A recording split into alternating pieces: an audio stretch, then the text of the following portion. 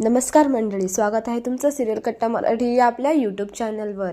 ठरलं तर मगच्या पुढील भागात आपण पाहणार आहोत की अर्जुनने सचिनला पकडलं आहे आणि तो त्याला त्याच्या ऑफिसमध्ये घेऊन जातो आणि त्याला जाब विचारतो. तर सचिन बोलतो, तुझा काहीतरी गैरसमज होतोय अर्जुन, मी तर फक्त तिच्या गालाजवळ. आणि असं बोलतानाच अर्जुन त्याच्याशी सनकन कानाखाली मारतो की नाही मंडळी, बघायला खूपच मज्जा येणार आहे तुम्हाला.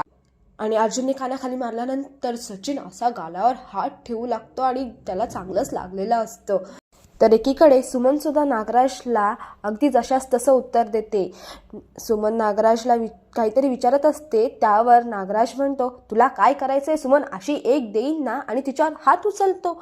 तर ह्यावेळी सुमन त्याचा मार खात नाही, तर त्याचा हात सायलीने सांगितल्याप्रमाणे अगदी बरोबर तसाच पकडते आणि झटकून देते आणि बोलते, माझ्यावर हात उचलायचा नाही हा, मी तुमची बायको आहे, तुमच्या मालकीची वस्तू नाही. तर दुसरीकडे अस्मिताच्या काळजीने अर्जुनला आलेलं टेन्शन सायलीला अर्जुनच्या चेहऱ्यावर दिसत असतं.